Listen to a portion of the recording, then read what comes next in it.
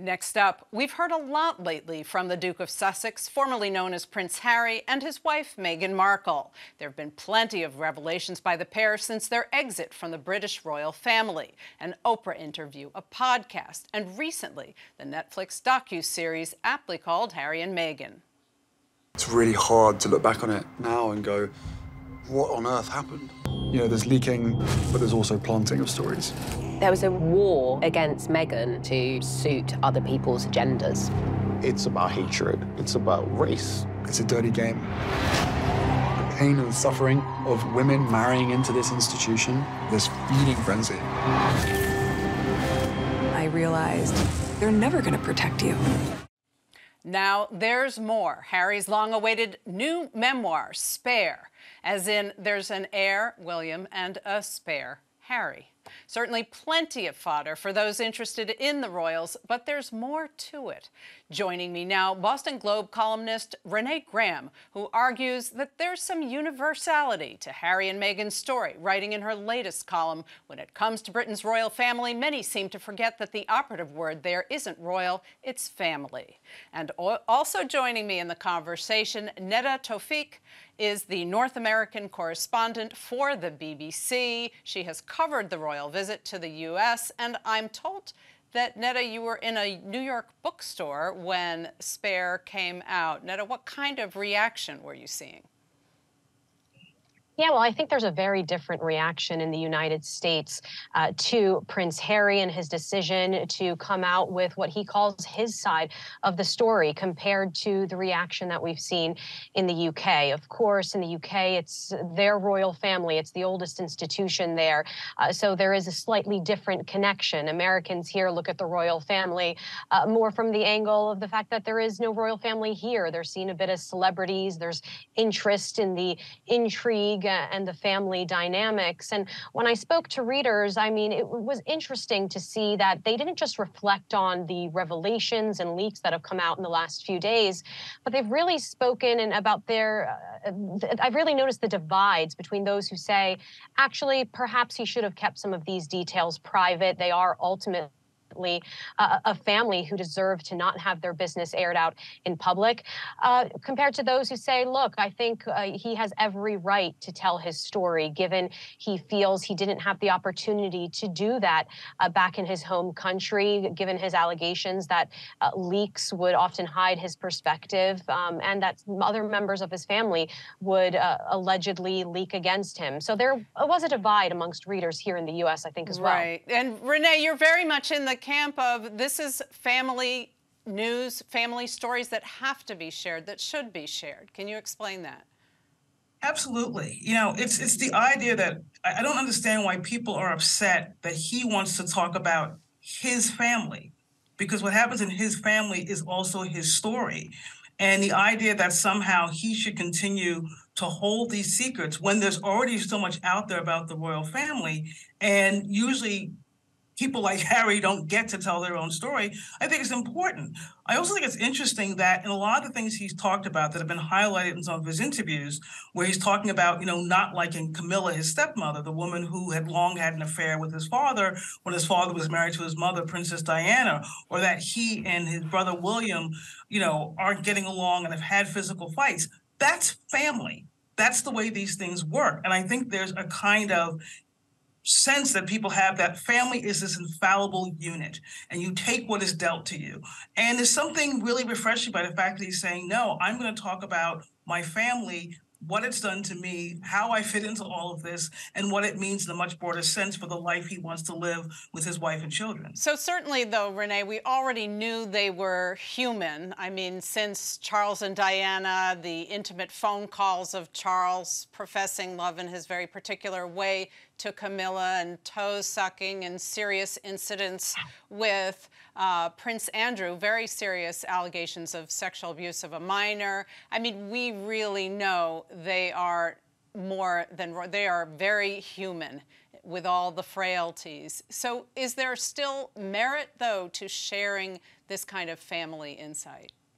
Well, you know, everything you just said is true, but this is also a family known as the firm. They're a business, they're an institution. And so there's something just bigger than these blood ties that they have. And, something I constantly go back to, and I remember watching all the coverage around Princess Diana's death and the way that they fed those boys to the media and had them out there kind of working the crowd like they were politicians. Yeah. And there was something even then so unseemly to it that I even felt then it bordered on child abuse. They were mourning their mother, but there was an image that the royal family needed to present, especially because people felt that the family had not done enough to acknowledge Diana's death and what that meant to the public. To show emotion. It was to show their emotion. That was a very interesting point that you made. Nada, do you think that shows the impossible position of the royal family? I mean, the children paraded to show their emotions in order to connect with the public, to make a point there, or is that just bad judgment? Well, look, I think if we look at what Prince Harry himself has tried to explain, there is a hierarchy to the monarchy that is very well understood by the British public. They are public servants. They are there to share those moments, to be more relatable to people in the UK. And so certainly I think one part of his story has been the pain, the fact that he was never able to grieve the death of his mother, and clearly throughout this memoir you see how that affected him throughout his life. But I don't think people in the UK who are critical of this account will take issue with that. I think what people are taking issue with is perhaps some of the bigger points that he is trying to make with this memoir. So attacking the way that the palace interacts with the British press itself, in fact.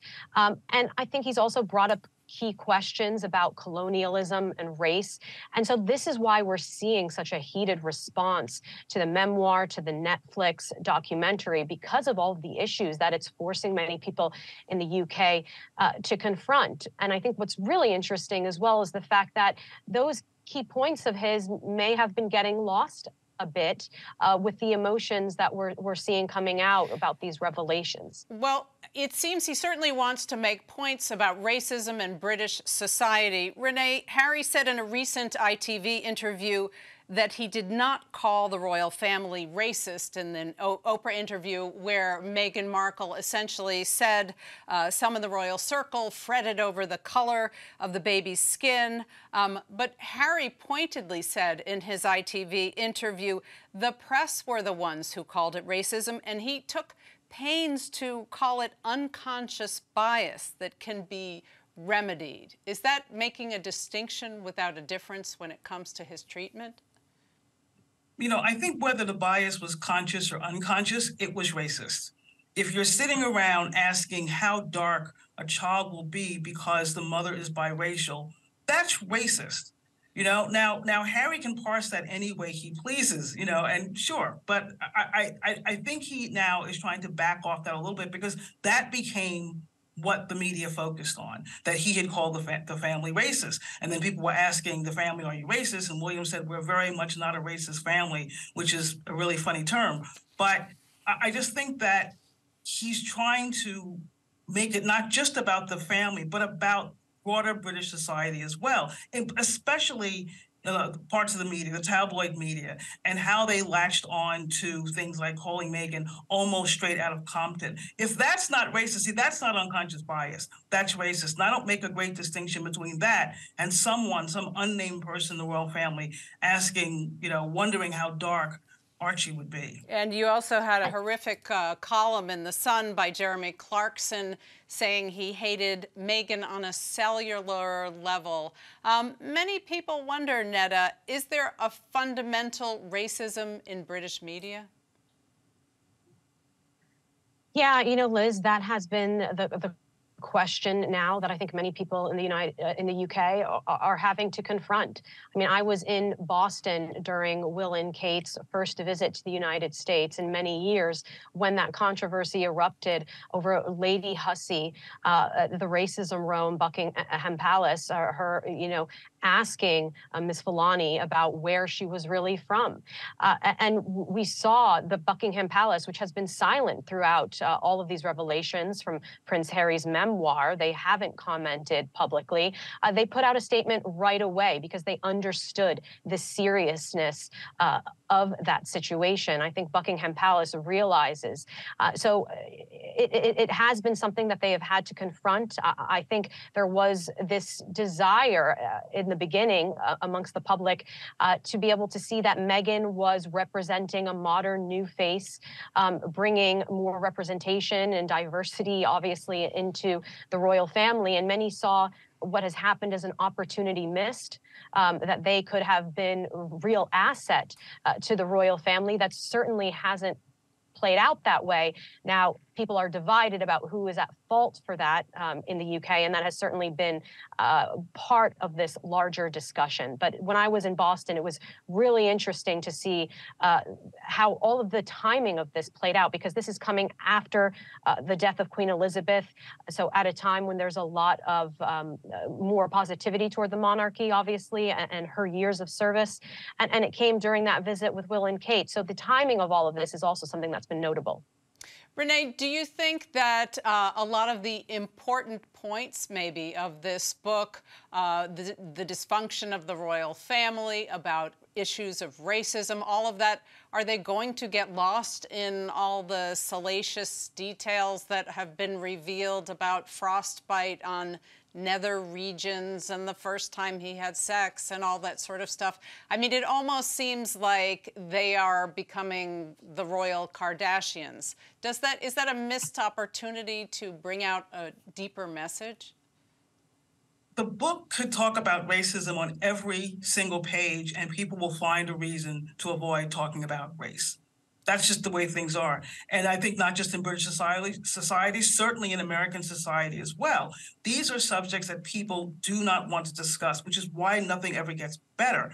You have an opportunity to have these conversations and to go deep, to really get under the hood of what's going on in these societies and in these institutions. And nobody wants to talk about it because it makes them so uncomfortable. So yeah, it's great to talk about the frostbite, to talk about what happened at Courtney Cox's house. But we know that's not what this is about. And none of this can get around the fact of the way Meghan was treated, the way Harry has felt, the way he has admitted he didn't see bigotry before until he got married to this racial woman and saw it in this much clearer way. But that's a conversation lots of people don't want to have. So it's easier just to say, you know, well, Harry's changed and this woman is terrible, and to say the things that Jeremy Clarkson said, and think about the depth of what he said, you know, that he hates her on a cellular level. Why? Well, the conversation, you know, and that's the thing. Yeah, that conversation may be moved a little further along. Meghan Markle reportedly has her own memoir coming out. Unfortunately, we have to leave it there. Renée Graham, Nada Tawfik, thank you very much.